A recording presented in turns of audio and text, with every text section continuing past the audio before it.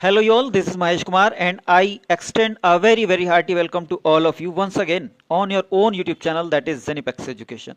Friends, आज के इस वीडियो में हम स्टार्ट करने जा रहे हैं इंग्लिश ग्रामर की एक नई सीरीज, और ये सीरीज है नरेशन के बारे में। ओके, नरेशन जिसको कि हम इनडायरेक्ट भी कहते हैं। नरेशन या डायरेक्ट इनडायरेक्ट क्या है? जैसा कि आप जानते भी होंगे कि किसी के द्वारा कहे हुए शब्दों को किसी के द्वारा कहे हुए शब्दों को कहने के दोबारा से कहने के दो तरीके हैं। या तो आप उसी की बातों में कह दो जैसा उसने बोला है, या तो आप एज इट इज कहो, और या फिर आप अपने शब्दों में कहो। जब किसी के द्वारा कहे हुए शब्दों को हम उसी के शब्दों में बोलते हैं तो वो डायरेक्ट नरेशन कहलाती है। जैसे ही said I am going to Rampur. तो ये आपकी डायरेक्ट नरेशन हो गई, डायरेक्ट हो गया। इसी को अगर आप कहें कि he said that he was going to Rampur, तो ये आपकी इनडायरेक्ट हो गई। तो इस तरह से डायरेक्ट इनडायरेक्ट में सीधा सा, बहुत ही सिंपल सा, बस इतना है कि आप अगर किसी के कहे हुए शब्दों को सेम उसी के शब्दों में रिपीट कर रहे हैं देन इट इज डायरेक्ट, और अगर उसके कहे हुए शब्दों को आप अपने शब्दों में बोल रहे हैं तो वो इनडायरेक्ट है। इसमें पूरे सेंटेंस को, अभी आगे हम एग्जाम्पल से भी देखेंगे, इसमें पूरे सेंटेंस को दो हिस्सों में बांटा जाता है। पहले तो स्पेशली डायरेक्ट सेंटेंस को जो इन्वर्टेड कॉमा के अंदर रहता है हिस्सा वो डायरेक्ट स्पीच कहलाती है। या रिपोर्टेड स्पीच भी कहते हैं। उसको रिपोर्टेड स्पीच कहते हैं, और जो इन्वर्टेड कॉमा से बाहर का हिस्सा रहता है वो सारा रिपोर्टिंग स्पीच। देखिए, जो inverted commas, double inverted commas के जो अंदर हिस्सा रहता है वो आपका रहेगा सारा रिपोर्टेड स्पीच। और इसी तरह से जो उनके बाहर रहेगा, जो इन्वर्टेड कॉमास के बाहर का हिस्सा रहेगा वो सब रिपोर्टिंग स्पीच। रिपोर्टिंग स्पीच में भी आपको वर्ब दे रखी होती है, जैसे से या सेड मोस्टली। तो से या सेड जो भी रहता है, अगर स्पेशली पास्ट टेंस में है, अगर से के बजाय सेड है रिपोर्टिंग वर्ब, तो फिर हमें कुछ और भी चेंजेस करने पड़ते हैं। अगर से है यानी प्रेजेंट टेंस में रिपोर्टिंग वर्ब, तो हमें कम चेंजेस करने पड़ते हैं। लेकिन अगर रिपोर्टिंग वर्ब जो है वो पास्ट टेंस में है यानी सेड है, तो ज़्यादा चेंजेस करने पड़ते हैं, और उसमें मेनली जो चेंजेस हैं वो टेंसेस से रिलेटेड रहते हैं। वो सारे चेंजेस, मोस्टली तो चेंजेस जो है वो टेंसेस से रिलेटेड रहते हैं, और बहुत ही सिंपल सा है। इसमें अक्सर बच्चे या बड़े भी कई बार कंफ्यूज हो जाते हैं।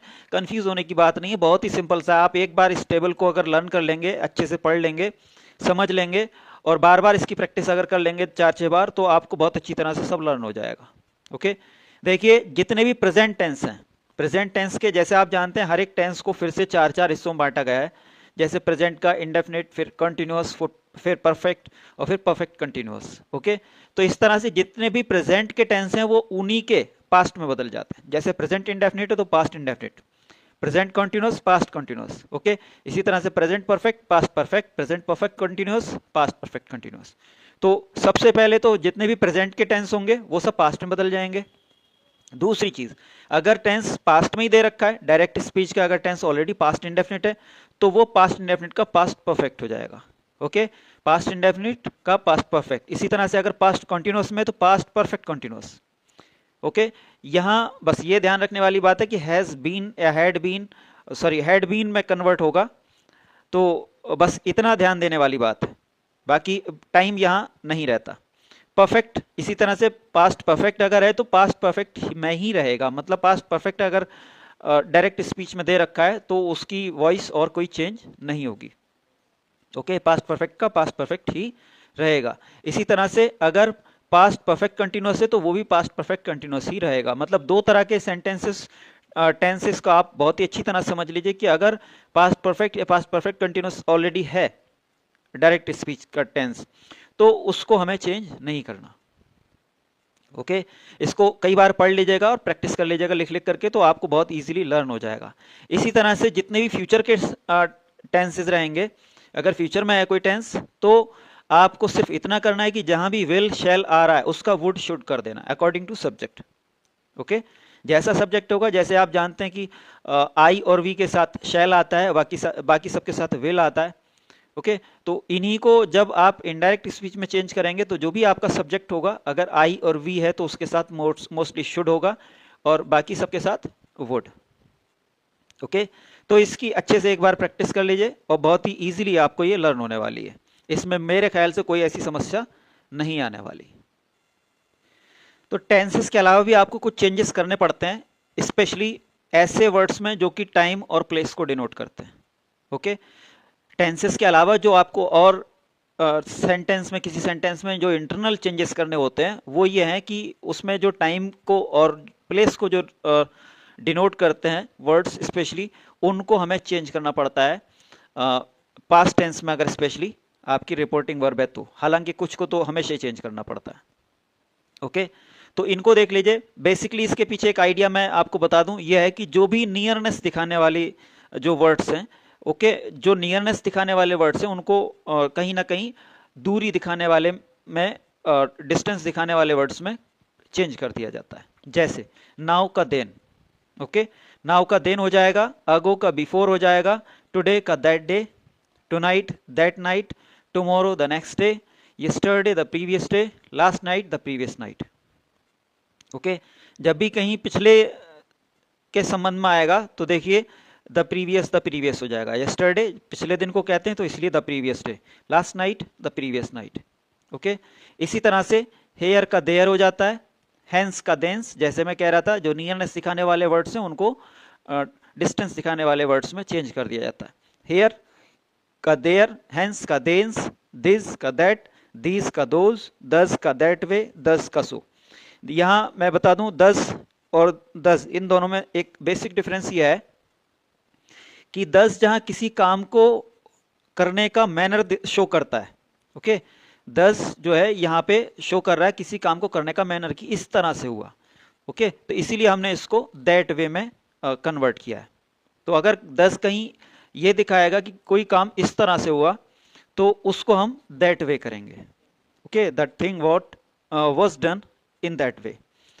इसी तरह से 10 जब परिणाम के लिए आएगा, ओके, हैंस के सेंस में जब आता है 10, इसीलिए के सेंस में जब आता है 10, तो हम उसको कन्वर्ट करते हैं सो में। ओके, देखिए ऊपर 10 किसी काम को करने के मैनर को शो कर रहा है, ओके, जबकि नीचे 10 परिणाम को शो कर रहा है, इसीलिए के लिए आया।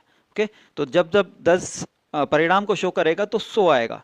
ओके, इसी तरह से कम का गो हो जाता है, लेकिन स्पेसिफिकली किसी सेंटेंस के कॉन्टेक्स्ट में रहता है, ना कि हमेशा। ओके, एक गलती बहुत ही आम है जो कि अक्सर बच्चे किया करते हैं, and that is the change in it. अक्सर बच्चे इट को भी चेंज कर देते हैं, दैट या जो भी उनको ठीक लगता है उसमें कन्वर्ट कर देते हैं, जबकि इट में कोई चेंजेस नहीं होने। Okay, no change in it. इसी तरह से कुछ और भी चेंजेस करने होते हैं जो कि हम आगे जब हम प्रैक्टिस करेंगे सेंटेंसेस की तब हम आपको बताते चलेंगे, क्योंकि वो उसी समय ज़्यादा अच्छी तरह से समझ में आएंगे। अब हम सीधे लिए चलते हैं आपको प्रैक्टिस पर। प्रैक्टिस पे चलने से पहले हम आपको बता दें कि हमने, क्योंकि ये एक बड़ा सब्जेक्ट है, तो बड़ा सब्जेक्ट होने के नाते कहीं ना कहीं इसमें कन्फ्यूज़न होने की गुंजाइश रहती है। ओके, ऐसे हालात रहते हैं कि जहां की अगर हमने सावधानी नहीं बरती तो बजाय आपको टेंसेस नरेशन समझ में आने के और उल्टा कंफ्यूजन हो सकता है। इसीलिए हमने कोशिश की है कि हम इसको सिस्टमेटिकली लेकर के चलें। ओके, कुछ रूल्स एंड रेगुलेशंस हैं कि किस तरह से नरेशन चेंज होगा, डायरेक्ट से इनडायरेक्ट में हम चेंज करेंगे, और वो जो रूल्स हैं वो बेस करते हैं आपके टाइप्स ऑफ सेंटेंसेस पे। ओके, जो सेंटेंसेस का कैटेगराइजेशन किया गया है उस पे वो डिपेंड करता है कि किस तरह से आप वॉइस को चेंज करेंगे। तो इसीलिए हम जो प्रैक्टिस करेंगे वो पहले प्रैक्टिस करेंगे असर्टिव सेंटेंसेस की। देखिए, सेंटेंसेस को बेसिकली दो ग्रुप्स में डिवाइड किया गया है, दो तरह से क्लासिफाई किया गया है। एक तरह के क्लासिफिकेशन का आधार जो है वो सेंटेंस की इंटरनल जो फॉर्मेशन है, जो उसकी बनावट है, उसके बेस पे किया गया है, जबकि दूसरा जो बेसिस है उनके कैटेगराइजेशन का वो है उनकी फंक्शन। ओके, एक फंक्शन के बेस पे सेंटेंसेस को कैटेगराइज किया गया है, उसकी क्लासिफिकेशन की गई है, और दूसरा उसके इंटरनल बेसिस पे, उसकी फॉर्मेशन की बेसिस पे। अगर हम फॉर्मेशन की बात करें तो तीन तरह के सेंटेंसेस होते हैं, सिंपल, कॉम्प्लेक्स और कंपाउंड। ओके, हम इसकी गहराई में नहीं जाएंगे क्योंकि अभी उनका हमारा यहाँ से कोई संबंध नहीं है। ओके, तो सिंपल कॉम्प्लेक्स कंपाउंड ये तो है आपका जो स्ट्रक्चर है, इंटरनल स्ट्रक्चर जो रहता है सेंटेंस का, उसके बेस पे है। और दूसरा फंक्शन के बेस पे जो क्लासिफिकेशन है वो यहाँ पे ज़्यादा इंपॉर्टेंट है, क्योंकि हम जो प्रैक्टिस करने जा रहे हैं वो उसी के बेस पे करने जा रहे हैं। और कोई सेंटेंस का जो नरेशन चेंज होता है डायरेक्ट से इनडायरेक्ट में, जब हम चेंज करते हैं इनडायरेक्ट से डायरेक्ट में, तो जो मेन रूल्स रहते हैं वो सेंटेंस के इसी जो कैटेगराइजेशन है इसी के बेस पे रहते हैं।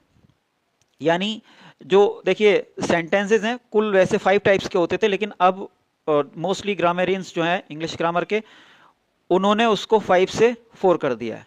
ओके, एक जो ऑप्टेटिव कैटेगरी हुआ करती थी उसको उन्होंने मर्ज कर दिया है इंपरेटिव के साथ। ओके, तो फिलहाल 4 ही ग्रुप्स हैं सेंटेंसेस के जो कि फंक्शन के बेसिस पे काम करते हैं, फंक्शन के बेसिस पे कैटेगराइजेशन किया गया है, and that is firstly assertive, जिसको हम डिक्लेरेटिव भी कहते हैं। इसमें क्या है कि कोई भी सिंपली कोई बात कही जाती है, कथनात्मक हम इनको कह सकते हैं। ओके, कोई बात सिंपली कही जाती है, बताई जाती है, इसलिए इसको असर्टिव कहा जाता है। Okay, declarative. दूसरा टाइप है आपका इंट्रोगेटिव। ओके, जो क्वेश्चन मार्क वाले हैं वो सब इंट्रोगेटिव हो गए।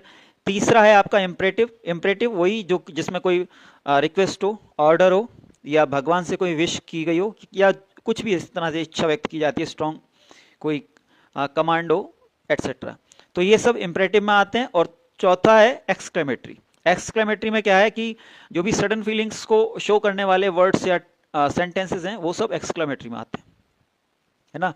कोई अचानक से कोई सरप्राइज है, दुख है, खुशी है, इन सबको जो शो करने वाले सेंटेंसेस हैं they are put in the category of exclamatory sentences. Okay, तो हम जो प्रैक्टिस करेंगे वो इन्हीं के बेस पे करेंगे। सबसे पहले हम असर्टिव की करेंगे, क्योंकि सभी के जो रूल्स हैं वो अलग अलग हैं। असर्टिव को हम अलग ढंग से चेंज करते हैं, इंट्रोगेटिव को अलग ढंग से, इम्परेटिव को अलग ढंग से, और एक्सक्लेमेटरी को अलग ढंग से। ओके, तो इसलिए हम आज के जो वीडियो में सीखने जा रहे हैं वो असर्टिव सेंटेंसेस को कैसे नरेशन चेंज करते हैं उसके बारे में सीखने जा रहे हैं।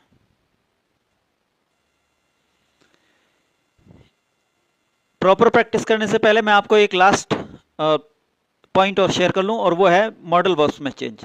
देखिए जहां जहां मॉडल वर्ब्स आएंगी, अगर प्रेजेंट टेंस में है रिपोर्टिंग वर्ब तो वहां चेंजेस नहीं होंगे, और अगर पास्ट टेंस में है तो कहीं चेंजेस हो सकते हैं। जैसे जनरली कैन का कुड, विल का वुड, ओके, शैल का शुड, इस तरह से हो जाते हैं। ओके, तो वो बहुत ज़्यादा कुछ नहीं है। ज़रूरत पड़ी तो हम आगे आपको एक लिस्ट भी प्रोवाइड करा देंगे उसकी कि किसको किस में चेंज किया जाता है। ओके, वैसे उसमें कोई ऐसी कोई रॉकेट साइंस जैसी कोई कॉम्प्लिकेटेड स्टोरी नहीं है, फिर भी हम बाद में उसको आपको अवेलेबल करा देंगे। ओके, तो चलिए अब प्रैक्टिस पर आते हैं, सीधे प्रैक्टिस देखते हैं। तो चलिए सीधे प्रैक्टिस करते हैं। अब देखिए आप फर्स्ट सेंटेंस देखिए, she says it is very cold today. Okay, इस सेंटेंस में जैसे कि हम कह रहे थे दो हिस्से होते हैं। एक तो वो वर्ड्स होते हैं जो कि एज इट इज बोले जा रहे हैं, जैसे उसने कहा था वैसे ही बोले जा रहे हैं, और इसलिए हम उनको एक डायलॉग की फॉर्म में शो करते हैं, यानी double interrogative, double inverted commas में बंद दिखाते हैं उनको। ओके, वे डबल इन्वर्टेड कॉमास के बीच में रहते हैं। जैसे यहां से देखिए, it is very cold today. Okay, ये आपकी जो ये स्पीच है ये डायरेक्ट स्पीच कहलाती है। ओके, डायरेक्ट स्पीच है, और ये हम कह सकते हैं कि ये रिपोर्टेड स्पीच है। ओके, यही रिपोर्टेड स्पीच कहलाती है। जो डबल इन्वर्टेड कॉमा में बंद है वही रिपोर्टेड स्पीच कहलाती है, जबकि उससे बाहर का जो पार्ट रहा आपका ये पूरा, ये रिपोर्टिंग स्पीच कहलाएगा।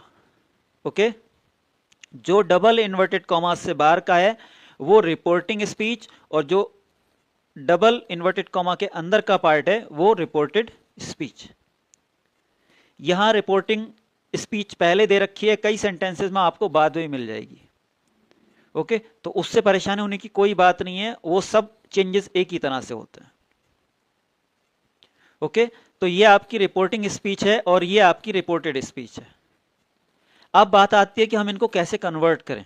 तो हमेशा एक बात को बहुत अच्छी तरह से दिमाग में रखिए, कभी भी आप नरेशन कर रहे हैं, कभी भी नरेशन की किसी एक्सरसाइज को प्रैक्टिस कर रहे हैं, तो सबसे पहले आपको यह ध्यान देना है कि रिपोर्टिंग स्पीच किधर है। रिपोर्टिंग स्पीच देख लिया आपने, अब रिपोर्टिंग स्पीच पे आके भी आप सबसे पहले आप ध्यान देंगे कि रिपोर्टिंग वर्ब कौन सी है। ओके, रिपोर्टिंग वर्ब जैसे ये है शी सेज, सेज यहां पे आपकी रिपोर्टिंग वर्ब हो गई, ये वर्ब है। ओके, सेज, तो ये रिपोर्टिंग पार्ट में आ रही है, तो यही आपकी रिपोर्टिंग वर्ब होगी। ओके, अब रिपोर्टिंग वर्ब फाइंड आउट करने के बाद में आपको सबसे पहले ये देखना है कि वो प्रेजेंट टेंस में है या पास्ट टेंस में। जैसे आप देख रहे हैं यहां पे सेज, सेज आपको पता है प्रेजेंट टेंस में लगता है, किसी वर्ब में ऐसे यस तभी लगता है जब वो प्रेजेंट टेंस में हो।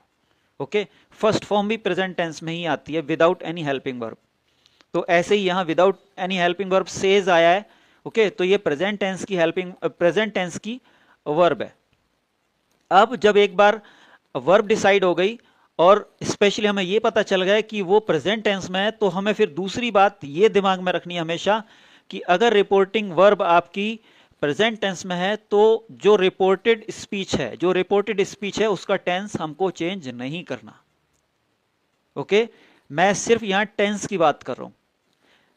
जो भी रिपोर्टेड स्पीच है, फिर रिपोर्टेड स्पीच का टेंस आपको चेंज नहीं करना, हालांकि उसमें कुछ स्ट्रक्चरल चेंजेस हो सकते हैं, जो भी उसमें नाउन प्रोनाउंस यूज हुई हैं उनमें कुछ चेंजेस हो सकते हैं।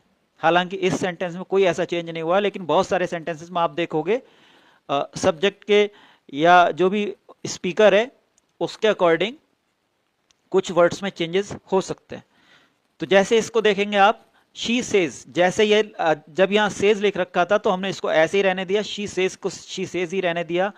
उसके बाद जो हमें दूसरा काम करना है वो ये करना है कि ये जो डायरेक्ट स्पीच रिपोर्टिंग वर्ब के बाद, रिपोर्टिंग स्पीच के बाद जो कॉमा आपका दे रखा होता है उस कॉमा को हटाना है, उसकी जगह पे हमें दैट एक कनेक्टर के तौर पे लगाना होता है। ओके, कनेक्टर इसलिए कि जैसे आप देखेंगे ये डायरेक्ट स्पीच जो थी उसको और जो रिपोर्टिंग वर्ब थी उसको दोनों को कनेक्ट कर रहा है, इसलिए इसको कनेक्टर कहते हैं यहाँ पे। ओके, तो जो इनडायरेक्ट स्पीच है और जो डायरेक्ट स्पीच है दोनों को कनेक्ट कर रहा है, हालांकि यहाँ अब हम उसको इनडायरेक्ट स्पीच ही कहेंगे। तो इन दोनों को कनेक्ट कर रहा है, रिपोर्टिंग वर्ब, रिपोर्टिंग स्पीच और रिपोर्टेड स्पीच दोनों को कनेक्ट कर रहा है, ये हम कह सकते हैं। शी सेज दैट, इतना काम हो गया। अब इट इज वेरी कोल्ड, जैसे कि हम कह रहे थे इट चेंज नहीं होगा। ओके, इसलिए इट को इट ही रहने दिया। She says that it is very cold today. Okay, यहां पे टेंस चेंज नहीं हुआ क्योंकि रिपोर्टिंग वर्ब ऑलरेडी प्रेजेंट में थी, इसलिए टेंस में कोई चेंज नहीं होगा। दूसरा देखिए, the teacher says I work very hard, फिर से आप देख रहे हैं जो रिपोर्टिंग वर्ब है वो फिर से प्रेजेंट में है। Okay, teacher, the teacher says as it is, जैसे जितना ये था वो उतना वैसे ही लिख लिया। अब जो हमें आगे देखना है बस यहां से चेंज करना है, जो कॉमा था कॉमा की जगह पे कनेक्टर आ जाएगा दैट। ओके, और उसके बाद में हमने लिखा है आई को हमने ही शी में कन्वर्ट कर देंगे। देखिए यहां द टीचर कहा है हमने, the teacher says I work very hard, पूरे सेंटेंस में रिपोर्टिंग वर्ब, रिपोर्टिंग स्पीच और रिपोर्टेड स्पीच दोनों को ये जब हम कंसीडर करते हैं, ध्यान से देखने पे हमें पता चलता है कि यहाँ जेंडर का हमें पता नहीं चल रहा, टीचर शी है या ही है ये हमें पता नहीं चल रहा, whether teacher is a male और a female, we don't know about that. Okay, अगर ऐसी कंडीशन है तो आप ही और शी दोनों में से कुछ भी यूज कर सकते हैं, या जैसे मैंने दिखाया है इस तरह से भी लिख सकते हैं। ओके, और अगर आप इस तरह से लिखेंगे तो जो भी आपका एग्जामिनर होगा जब आपकी कॉपी चेक करेगा तो उस पर एक बहुत ही अच्छा इम्पैक्ट पड़ेगा। क्यों? क्योंकि उसको ये पता चल जाएगा कि हाँ बच्चे को ये पता है कि ये जो काम इसने यहाँ शी और ही दोनों को एक तरह से दिखाया है, शो करा है, यानी बच्चे को ये पता है कि यहाँ हम जेंडर नहीं बता रहे हैं, तो ही और शी दोनों ही आ सकते हैं। ओके, तो द टीचर सेज, उसके बाद कनेक्टर दैट आ गया, और आई को हमने कन्वर्ट कर दिया टीचर के लिए। ओके, आई को टीचर के लिए कन्वर्ट करेंगे, और टीचर यहां सिंगुलर है तो सिंगुलर के लिए ही या शी लगाएंगे। ओके, ही या शी में से कोई भी एक या इस तरह से जैसे मैंने दिखाया, एस को ब्रैकेट में दिखा के ही को बाहर दिखा दिया ब्रैकेट से, तो इस तरह से दिखा सकते हैं। इसका मतलब यह है कि शी और ही दोनों ही आ सकते हैं। यहाँ शी और ही वर्क्स वेरी हार्ड, जैसा कि हम कह रहे थे, हमने टेंस में चेंज नहीं किया। देखिए अगर हम अंदर टेंस देखें, आई वर्क वेरी हार्ड, सब्जेक्ट है, सब्जेक्ट के बाद मेन वर्ब की फर्स्ट फॉर्म है और उसके बाद ऑब्जेक्ट है। ओके, ऑब्जेक्ट नहीं है बल्कि सिर्फ एक एडजेक्टिव है, एडजेक्टिव क्वालिफाई कर रहा है कैसे काम, सॉरी एडवर्ब है। ओके, तो एडवर्ब आया सिर्फ उसके बाद। तो जो भी है, I work very hard present tense है, प्रेजेंट इंडेफिनिट है उसमें भी। ओके, तो प्रेजेंट इंडेफिनिट को हमने प्रेजेंट इंडेफिनिट ही रहने दिया, ही शी के बाद वर्ब की फर्स्ट फॉर्म में एस लगा दिया। ओके, क्योंकि यहाँ ही या शी जो भी आएगा दोनों ही सिंगुलर हैं, तो वर्ब की फर्स्ट फॉर्म में एस आएगा। ओके, बाकी very hard as it is रहेगा। The teacher says that he she works very hard.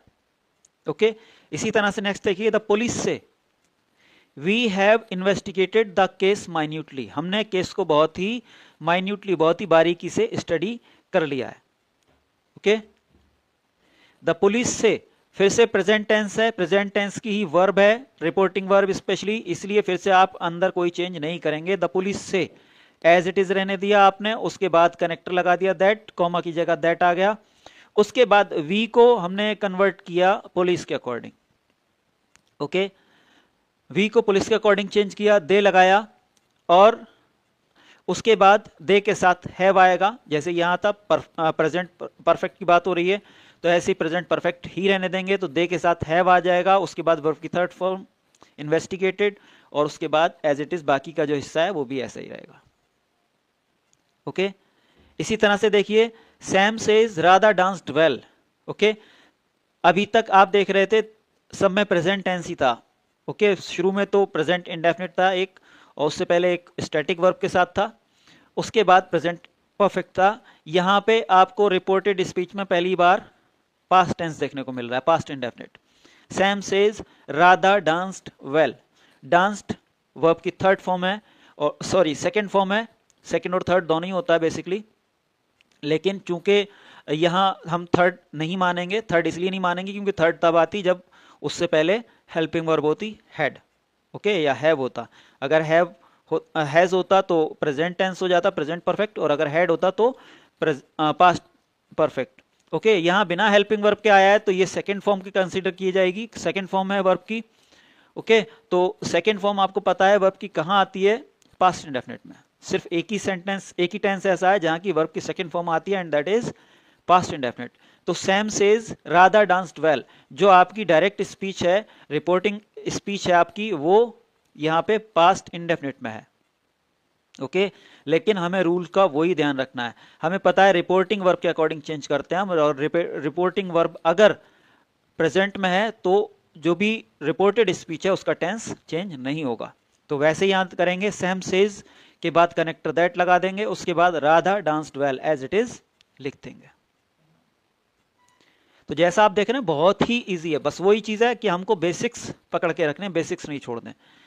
इसी तरह से आप आगे देखिए, Nishtha says they had given up in the end, Nishtha says they had given up in the and.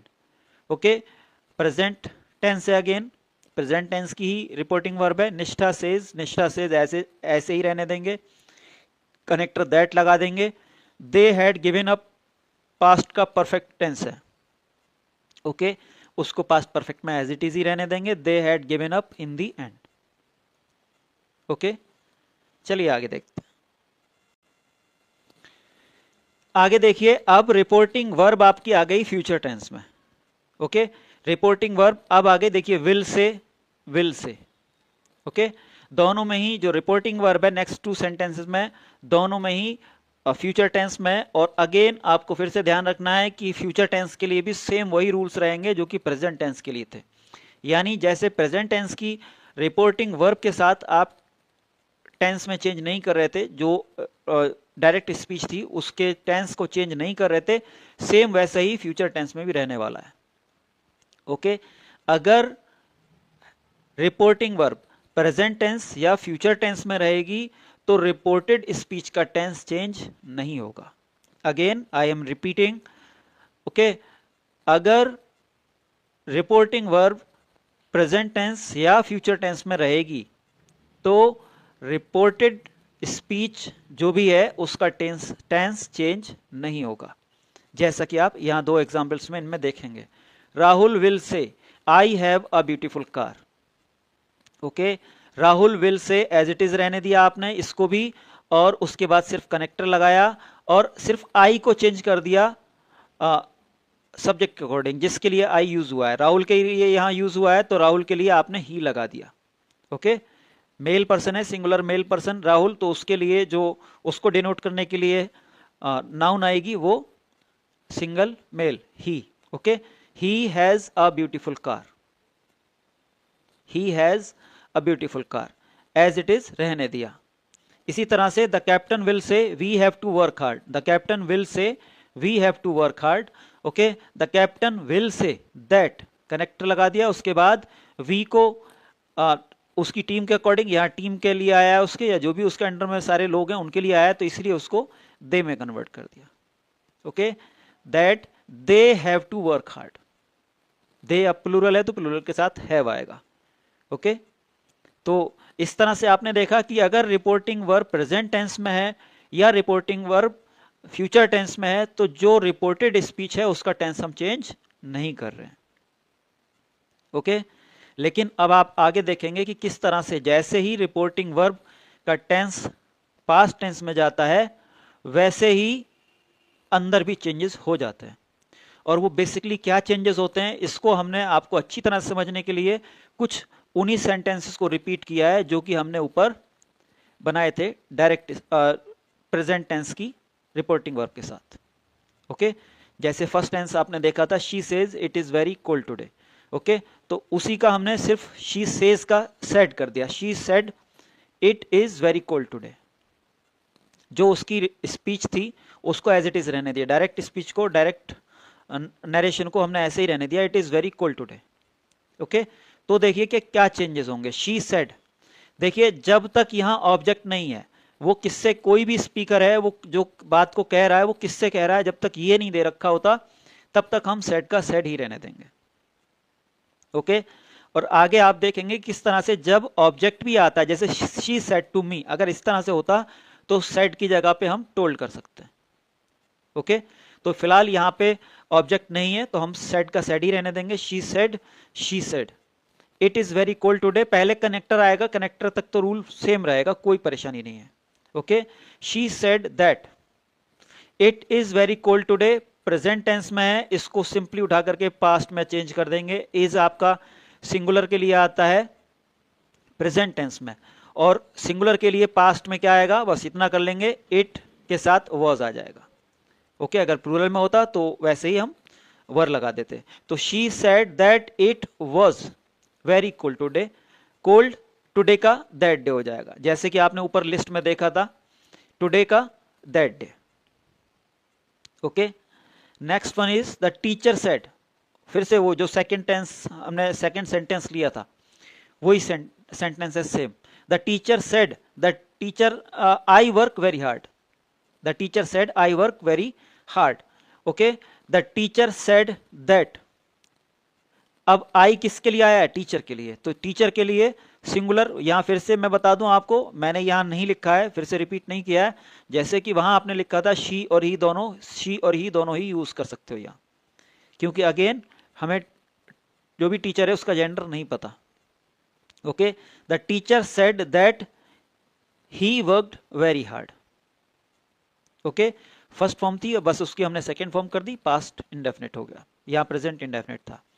Third one देखिए, the police said we have investigated the case minutely. Okay, the police said we have investigated the case minutely, इसका हो जाएगा the police said that they had investigated the case minutely. सिर्फ आपको tense change करना है।